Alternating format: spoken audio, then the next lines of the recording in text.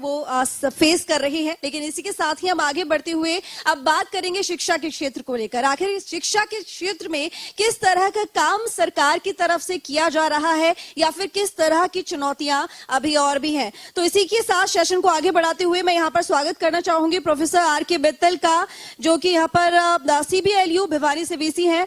बहुत स्वागत है आपका आर.के. मित्तल जी। बुलाना चाहूंगी मैं स्टेज पर आपको। तालियों के साथ स्वागत कीजिए आर.के. मित्तल जी का। इसी के साथ हमारे जो अगले गेस्ट हैं वो हैं अजीत श्योरान, डायरेक्टर हैं शिक्षा विभाग में, डिप्यूटी डायरेक्टर। बहुत स्वागत है आपका अजीत जी। तालियों के साथ स्वागत कीजिए अजीत जी का। राहुल नरवाल एडीसी है भिवानी से।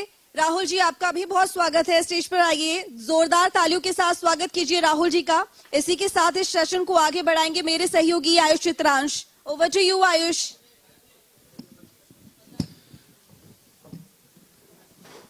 तो थैंक यू रितु।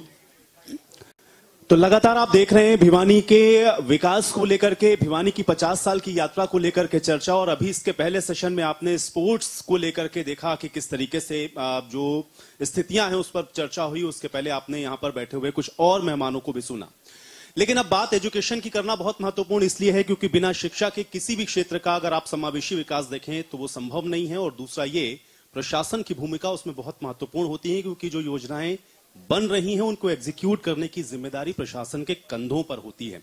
तो 50 साल में भिवानी कितनी बदली है, इस सेशन में इसी पर चर्चा की शुरुआत करते हैं और इस सेशन में ये समझने की कोशिश करते हैं कि भिवानी को आखिर इन 50 सालों में क्या मिला है और आगे की योजनाएं क्या हैं। राहुल जी आपसे ही शुरुआत करूंगा मैं इस सेशन की। सर आप लोग अपना माइक ले लें। राहुल जी, जैसा कि मैंने कहा, क्योंकि बड़ी जिम्मेदारी आपके कंधों के ऊपर है। शासन योजनाएं तो बनाता है लेकिन एग्जीक्यूट करने की जिम्मेदारी आप लोगों के ऊपर है। भिवानी की इस 50 साल की यात्रा में अभी आप इसको किस तरीके से देखते हैं और अगर डेवलपमेंट या योजनाओं की मैं बात करूं तो भिवानी को कहां खड़ा पाते हैं? देखिए, जब भिवानी की शुरुआत होती है और आज 50 साल बाद हम जहां खड़े हैं तो यहाँ पे अर्बन माइग्रेशन बहुत हुआ है। अर्बन गवर्नेंस बहुत तेजी से फैला है।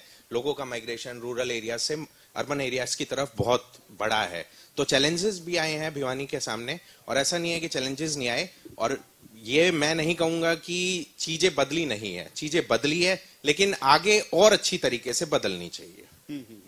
सबसे बड़ा चैलेंज क्या देखते हैं आप भिवानी के लिए? और आपने कहा कि माइग्रेशन है, इसके अलावा भी क्या चैलेंजेस आपको नजर आते हैं? देखिए, भिवानी एक ऐसा डिस्ट्रिक्ट है जिसमें आपको हर तरीके की प्रॉब्लम्स दिखेगी। आप मुंडाल की तरफ चली जाइए तो वाटर लॉगिंग दिखेगी। आप सिवानी या उस तरफ चले जाइए तो आपको दिखेगा कि सूखा पड़ा हुआ है या जो डार्क जोन है। तो इस तरह की चैलेंजेस है कि आपको एक ही डिस्ट्रिक्ट में 2 डिफरेंट प्रॉब्लम्स आपको महसूस करोगे। जब आप सिटी की बात करते हो तो अर्बन गवर्नेंस जो आज से 50 साल पहले थी, तो जिस तरह से पॉपुलेशन का राइज हुआ है, आज 2.5 लाख पॉपुलेशन हो गई है। तो यहाँ की जो चैलेंजेस हैं, यहाँ के प्रॉब्लम की जो पीपल्स की प्रॉब्लम है वो जैसे सैनिटेशन की प्रॉब्लम है, वाटर रिलेटेड प्रॉब्लम्स है, सीवरेज की प्रॉब्लम है। तो ये चैलेंजेस आज के समय में भिवानी के पास है। शिवरान जी, मैं आपके पास आता हूं क्योंकि मैंने कहा क्योंकि एजुकेशन के बिना तो संभव ही नहीं है कि हम कहीं के विकास की कोई बात कर सकें। एजुकेशन के लिहाज से अगर मैं समझना चाहूं भिवानी को 50 सालों में आप कहां खड़ा हुआ देखते हैं? सबसे पहले तो मैं इंडिया न्यूज हरियाणा को बधाई देता हूं कि आप जो मानवीय पूंजी के रूप में जो शिक्षा और हेल्थ जैसे इंपॉर्टेंट इश्यूज को समय समय पे उठाते रहते हैं। दूसरा, जो आपने प्रश्न किया कि एजुकेशन में कितना बदलाव आया है, तो आप देखेंगे कि बहुत बड़ा बदलाव, एकदम से मैं कहूं कि ड्रास्टिक चेंज आया है। एक समय था कि यहाँ बहुत कम स्कूल थे, महिलाओं के एजुकेशन या गर्ल्स एजुकेशन के नाम पे सेपरेट स्कूल नहीं थे। आज हम देखें तो लड़कियों की और लड़कों की एजुकेशन के लिए इवन यहाँ तक यूनिवर्सिटी तक भी, यहाँ health university, Bansilal university, colleges, schools में इतना ज्यादा परिवर्तन, इतनी ज्यादा संख्या बढ़ी है। जैसे पॉपुलेशन बढ़ी है उसी हिसाब से सरकार ने एजुकेशन को भी बढ़ावा दिया है और उसका आप ये उदाहरण देख सकते हैं। और मैं कंपैरेटिव देखूं 1966 या 72 में जब भिवानी बना, उससे बहुत सारा परिवर्तन आया, सारा पॉजिटिव परिवर्तन आया। इसके अलावा आपको क्या लगता है कि भिवानी के अंदर अभी और क्या होना चाहिए? आगे भविष्य आप भिवानी का कैसे देखते हैं?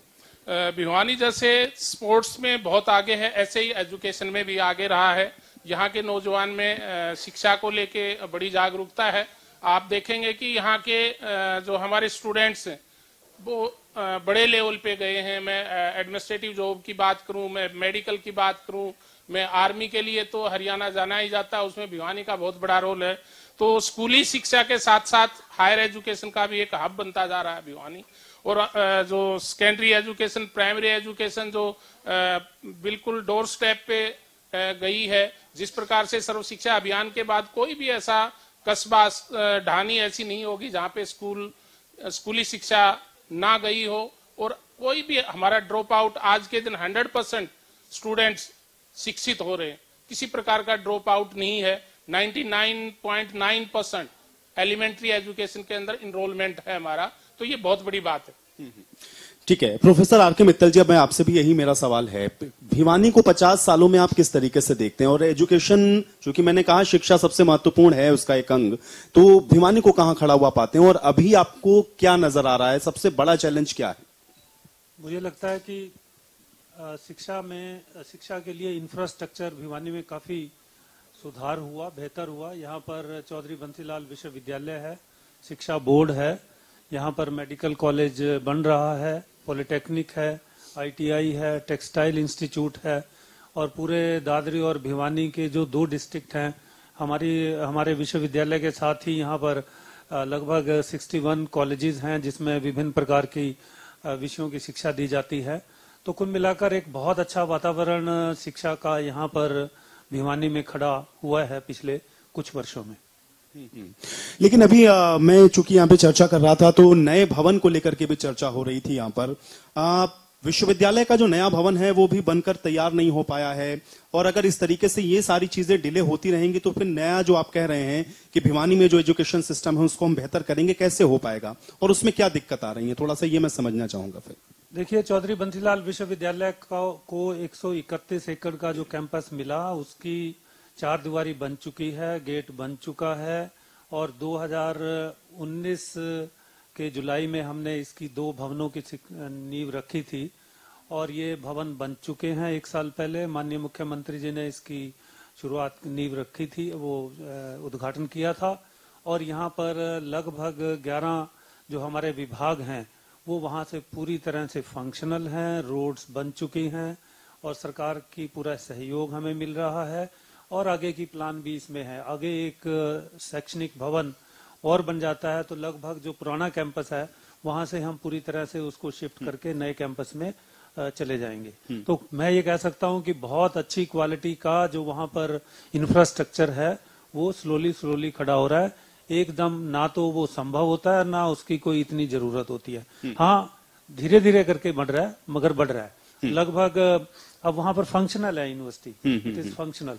ठीक है, लेकिन अभी समय कितना लगेगा नया भवन बनने? देखिए, यूनिवर्सिटी का जो इमीडिएट रिक्वायरमेंट आप कहेंगे तो मुझे लगता है 2-3 साल के अंदर कुछ भवन, कुछ हॉस्टल्स और कुछ जो एडमिनिस्ट्रेटिव ब्लॉक्स और जो टीचर्स और नॉन टीचिंग स्टाफ के लिए फ्लैट, ये कुछ बन जाएगा तो हमारी रिक्वायरमेंट एक तरीके से पूरी हो जाएगी। बाकी जो यूनिवर्सिटी का डेवलपमेंट होता है वो लगातार चलता ही रहता है, कुछ ना कुछ उसमें वो चलता ही रहेगा, मगर 2-3 साल में इसकी पूरी रिक्वायरमेंट हम कर देंगे। और जहां तक अभी भवन बनने की बात है, पूरे कोविड समय में ही हमने 25,000 स्क्वायर मीटर का एरिया कंस्ट्रक्ट करके एक वर्ल्ड क्लास 2 बिल्डिंग्स वहां पर खड़ी की हैं। आप सबसे भी आग्रह है कि आप उसको देखें और बहुत ही अच्छा इंफ्रास्ट्रक्चर उसमें खड़ा किया। नरवाल जी, देखिए विकास तो वैसे भी एक चलने वाली सतत प्रक्रिया है, आप जितना भी डेवलपमेंट करें बाकी कुछ रिक्वायर्ड रह ही जाता है, लेकिन आपने भी अपने हिसाब से कुछ पैरामीटर सेट किए होंगे या प्राथमिकताएं आपकी होंगी, ये चीजें मुझे भिवानी के अंदर सही करनी है, इस पर मुझे युद्ध स्तर पर काम करना है। क्या प्राथमिकताएं थी और क्या उसको अचीव कर पाए आप लोग? देखिए, मुझे 2.5 साल हो गया यहाँ पे। जब मैं यहाँ पे आया था तो यहाँ पे बहुत सारी प्रॉब्लम्स थी, ऐसा नहीं है, आज भी है। तो प्रधानमंत्री आवास योजना की प्रॉब्लम थी, वो हमने ठीक की। डोर टू डोर कलेक्शन नहीं हो रहा था सैनिटेशन का, वो हमने एक सिटी का एक एजेंसी का टेंडर करवाया। उसके बाद लिगेसी वेस्ट का रेमेडिएशन का टेंडर नहीं हो रखा था, वो करवाया। सेक्टर 13 और 23 में स्टॉर्म वाटर्स की प्रॉब्लम थी, वहां पे बरसाती पानी का एक्युमुलेशन था, वहां पे स्टॉर्म वाटर लाइन प्रॉपर तरीके से फंक्शनल नहीं थी, वो काम अभी चल रहा है। एक अंबेडकर चौक की डेवलपमेंट यहाँ पे हमने करवाई, और कुछ पीरियड मेरा कोविड में बीता एज ए डिप्टी कमिश्नर, तो उस समय में भी एहसास हुआ कि कैसे लोगों को रक्षा प्रदान की जा सकती है और कैसे एडमिनिस्ट्रेशन मैनेजमेंट के द्वारा ऑक्सीजन की डिस्ट्रीब्यूशन कर सकता है। अभी जो मेरे को लगता है इस समय दादरी गेट, हनुमान गेट में जो वाटर एक्यूमुलेशन की प्रॉब्लम है वो अमृत फेज 2 के तहत कवर हो जाएगी।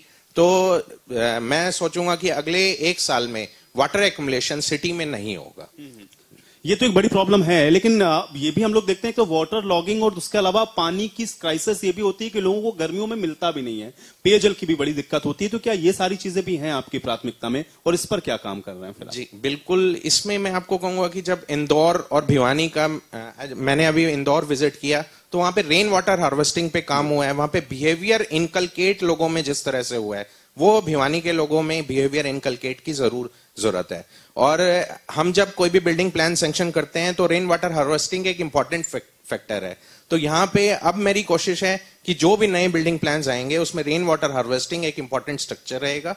और मैंने जो बात बोली आपको वाटर एक्यूमुलेशन, जो जिस एरिया की मैंने डिफाइन की, वहां से हम कैसे उसको एसटीपी तक या कैसे उसकी एक्यूमुलेशन एक वाटर हार्वेस्टिंग के द्वारा कर सकते हैं और उसको हम समर सीजन्स में कैसे यूज कर सकते हैं, इसके लिए एक पॉलिसी जरूर फ्रेमवर्क बनना चाहिए। ठीक है, लेकिन राहुल जी आपके हिसाब से सबसे बड़ा चैलेंज अभी क्या है भिवानी के लिए? सबसे बड़ा चैलेंज सैनिटेशन का है। ठीक है, एजेंसी आ गई है एक डोर टू डोर की, वो कलेक्ट कर रही है, लेकिन अभी भी बिहेवियर जो है वो इनकलकेट नहीं हो पाया है। अभी भी जो हमने गार्बेज वल्नरेबल पॉइंट्स की ब्यूटिफिकेशन करवाई, लेकिन कुछ लगभग 15 हमने जीवीपीज खत्म कराए। तो ऐसा नहीं है कि काम नहीं हुआ, लेकिन सैनिटेशन एक इंपॉर्टेंट फैक्टर रहा है। तो इसके लिए बहुत मेहनत करने की जरूरत है। ठीक है, बिल्कुल। अजीत जी, आपके हिसाब से, चूंकि देखिए शिक्षा में भी यही है, आपने कहा क्योंकि ड्रास्टिक चेंज आया है अगर विगत हम लोग को समय को देखें, लेकिन उसके बावजूद भी सबसे बड़ा चैलेंज, और खासतौर से अगर भिवानी या इस पूरे रीजन में हम लोग बात करना चाहें, अगल बगल के जिलों को भी अगर हम लोग देखें तो वहां का एजुकेशन या वहां पर जिस तरह की यूनिवर्सिटीज या एजुकेशन के जो स्तर हैं, क्या भिवानी आपको वहां पर उस दौड़ में आपको नजर आता है? और या चैलेंज के तौर पर मैं समझना चाहूं तो सबसे बड़ा चैलेंज अभी भिवानी के लिए क्या है? मैं ये बताऊं, क्योंकि राजस्थान से लगता हुआ हमारा इलाका है, बिल्कुल मैं ये कहूं कि यहाँ चैलेंज तो ये हो सकता है कि जो ग्रामीण क्षेत्र की जो हमारी रिमोट एरियाज के जो स्कूल्स हैं, जहाँ पे सरकार ने अब ई लर्निंग या थ्रू टैबलेट के हमें एजुकेशन दे रहे हैं, वहाँ पे रेंज को लेके एक दिक्कत है। दूसरा मैं ये कहूं कि सरकार के जो इंसेंटिव्स हैं उसको लेके थोड़ा सा प्रॉब्लम है। तीसरी बात कि कुछ स्टाफ की हमारी कमी है, जो कि अभी तक, हालांकि अब रैशनलाइजेशन हुई है हमारी, उसके बाद सरकार ने लगभग मीट आउट कर दिया है, लगभग जो शॉर्टेज थी उसको सॉर्ट आउट कर लिया। स्टाफ को लेके काफी दिक्कत रही थी, अदरवाइज हम जो एजुकेशन में है कहीं पीछे नहीं है। चाहे रोहतक हमारे बहुत पुरानी यूनिवर्सिटीज है, यूनिवर्सिटी है, दूसरी जगह कुरुक्षेत्रा भी पुरानी यूनिवर्सिटी है, परंतु भिवानी कहीं किसी मामले में मैं ये नहीं मानता कि कहीं पिछड़ा हुआ है। हालांकि हमारा इलाका पिछड़ा हुआ माना जाता था, जैसे सर ने बताया, अब भिवानी में बहुत सारा चेंजेस आया है, वो एजुकेशन में भी आया है। 1986 में मैं कहूँ न्यू एजुकेशन पॉलिसी आई, जब केवल यहाँ पे 3 या 4 सीनियर सेकेंडरी स्कूल थे। आज 132 स्कूल्स है, 100 से ज्यादा हाई स्कूल है। और जिस प्रकार की व्यवस्थाएं होनी चाहिए, सरकार की तरफ से बहुत सारी ऐसी स्कीमें हैं जिनका हम अच्छे से फायदा उठा रहे हैं। सुपर 100 लेके देख लीजिए, ई अधिगम आज शुरू हुआ है, जिसको सुशासन दिवस के ऊपर नंबर 1 हमारे एजुकेशन डिपार्टमेंट को प्राइज मिलने जा रहा है। तो इस प्रकार से भिवानी किसी मामले में मैं ये नहीं मानता कि एजुकेशन के मामले में कहीं कम होगा। यूनिवर्सिटीज आने के बाद, जैसे हमारे बंसीलाल यूनिवर्सिटीज होने के बाद हेल्थ यूनिवर्सिटी आ गई, तो अब चाहे वो टेक्निकल एजुकेशन है, बेसिक एजुकेशन है, हायर एजुकेशन है, तो इतना बड़ा चैलेंज आज के दिन में नहीं मानता हूँ। ठीक है, प्रोफेसर आक्रम मित्तल जी, आपको भी लगता है कि बदल गया है बहुत कुछ? क्योंकि सर कह रहे हैं कि बड़ा ड्रास्टिक चेंज हुआ। अगर हम लोग एजुकेशन में देखें तो भिवानी एक तो अगल बगल के जिलों में या प्रदेश के अंदर भी किसी मायने में कम नहीं है एजुकेशन के लिहाज से, और दूसरा यह है कि ड्रास्टिक चेंज हुए हैं अगर विगत हम लोग 6, 7 या 8 सालों को अगर हम देखें। क्या आप इस स्टैंड पे आपको लगता है ये चेंजेस हुए? नहीं, जैसे मैंने बताया कि भिवानी में शिक्षा का स्तर बढ़ रहा है, इंस्टीट्यूशंस यहाँ बढ़ रहे हैं और उनकी क्वालिटी भी अच्छी देखने को मिल रही है। मगर पूरे जो भारतवर्ष की एक समस्या है कि किस तरीके से शिक्षा को रोजगार युक्त बनाया जाए, और उसमें प्रदेश की भी हमारे की भी एक समस्या है कि किस तरीके से जो यहाँ के युवा हैं वो सरकारी नौकरियों की तरफ जो उनका माइंडसेट है उससे बदलकर किस तरीके से वो स्वरोजगार या वो उद्यमशीलता की तरफ जाएं, जॉब प्रोवाइडर की उनकी मेंटेलिटी बने, जॉब सीकर की ना बने। ये पूरे देश की एक समस्या है, जो पूरे वही समस्या हरियाणा की भी है, वही समस्या भिवानी की भी है। और हमारे चौधरी बंसीलाल विश्वविद्यालय ने इसके लिए एक पूरे कैंपेन भी चलाया हुआ है कि पूरे किस तरीके से भिवानी और दादरी को आत्मनिर्भर बनाया जाए, हमारे विश्वविद्यालय की उपयोगिता यहाँ की जो लोकल प्रॉब्लम्स हैं उनके समाधान में हो। हमने 2 गांवों को अडॉप्ट भी किया, डिजिटल लाइब्रेरी खोली, एनएसएस के माध्यम से इसको और आगे जो हमारे कैंपेन्स हैं जैसे responsible consumption, soil conservation, water conservation, जो राष्ट्रीय शिक्षा नीति के उद्देश्य हैं उनको पूरा करने के लिए चौधरी बंसीलाल विश्वविद्यालय ने एक बेसिक स्ट्रक्चर समय से पहले खड़ी की, और हरियाणा में ये 2025 तक इसको लक्ष्य रखा गया, जबकि पूरे देश में 2030 है। तो मैं कुल मिलाकर यही कहूंगा कि प्रदेश की सरकार और विश्वविद्यालय इसके लिए बहुत ही एक सही तरीके से काम कर रहे हैं, और भिवानी भी उसमें उसी दिशा पे लगातार बढ़ रहा है। कुछ समस्याएं होती हैं, वो तो हमेशा समय से उनका समाधान भी हो जाता है। नहीं, बिल्कुल, और हम भी यही उम्मीद करते हैं कि जो समस्या है उनका समाधान, और समाधान की ओर हम बढ़ते रहे। राहुल जी, बिल्कुल आखिरी सवाल मेरा आपसे रहेगा, चूंकि आपने कहा कि आपने बहुत सारी चीजें ऐसी हैं जो डिसाइड कर रखी हो जिस पर आप एकदम चाहते हैं कि युद्ध स्तर पर काम हो, लेकिन कुछ 1-2 बड़े काम जो आपको लगता है कि भिवानी के लिए बहुत जरूरी थे और आपने जब से कार्यभार संभाला है उस दिशा में प्रगति हुई है, भिवानी को कम से कम उस समस्या से निजात मिली? प्रधानमंत्री आवास योजना और मुख्यमंत्री अंत्योदय परिवार उत्थान योजना में भिवानी टॉप है, और मेरा ये मानना है कि इन दोनों योजना में डिसबर्समेंट की बात हो या हाउस फॉर्मेशन या हाउस बिल्डिंग की बात हो, तो भिवानी ने आगे अच्छा प्रोग्रेस किया है। ये मेरी अचीवमेंट या किसी की अचीवमेंट नहीं है, ये डिस्ट्रिक्ट एडमिनिस्ट्रेशन जब एज ए टीम काम करता है तो कोई भी योजना धरातल पे कैसे लागू होती है उसकी एक बानगी है। चलिए, आपकी इसी बात के साथ इस सेशन में यही समाप्त करूंगा, और उम्मीद ये करूंगा कि भिवानी ने 50 साल में जो अचीव किया है आगे भी इसी रफ्तार से वो बढ़ता रहे, और जो समस्याएं हैं उसका समाधान होता रहे, और भिवानी उन तमाम आयाम को प्राप्त करे। बहुत शुक्रिया आप तीनों लोगों का हमारे साथ इस सेशन में शामिल होने के लिए। एक ब्रेक के लिए रुक रहे हैं, फौरन वापस आएंगे।